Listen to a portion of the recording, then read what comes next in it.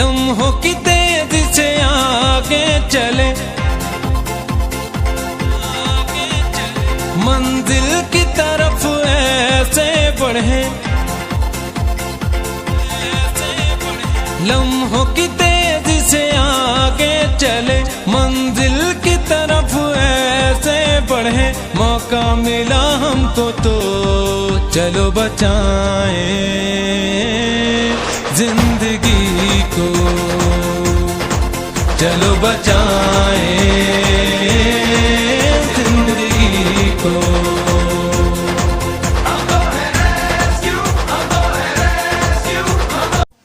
दारिस्क्याव डबल 1 डबल 2 हत्यानो स्टेशन अहलकार परमान सलोर रजे मुसलसल प अस्पताल के द ژوند او مرګ په کشمکش کې د مبتلا پاتې کېدو نه اخرکار د شهادت جام نوش کو. دا شهید په جنازه کې د ریسکیو ډبل 1 ډبل 2 ضلع مردان ډسټرکټ ریسکیو افسر سید کمال شاه، د ریسکیو ډبل 1 ډبل 2 افسران او اهلکارو او نور عام خلکو په ګڼ شمیر کې شرکت وکړ. شهید د خپل پلار نیکه په کلی قطبګړ کې د سرکاري اعزاز سره خاورو ته وسپارل شو.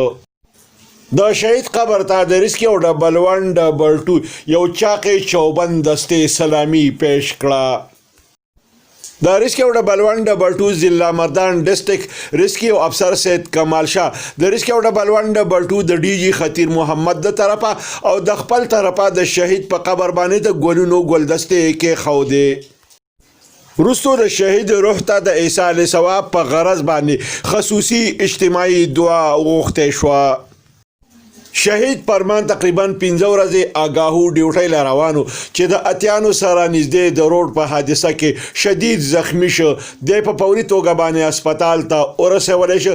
سلور ورځې په هسپتال کې د مرګ او ژوند په کشمکش کې مبتلا پاتې شو، خو اخر د شهادت جامې نوش کو. کتونکو راځي چې وګورو د شهید پرمان د جنازې او تجهیز او تکفین ریپورت.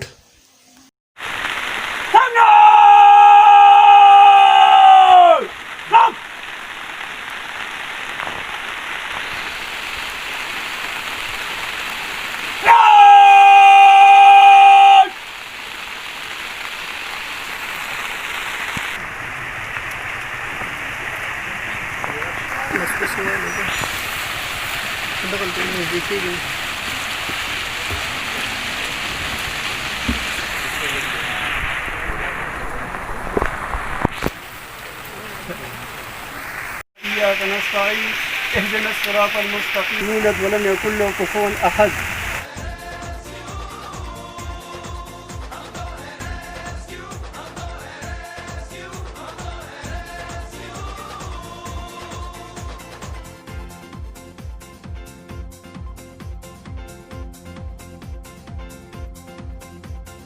इंसानियत जब भी मुश्किल में हो, मखलूक के रब जो मुसीबत में हो, इंसानियत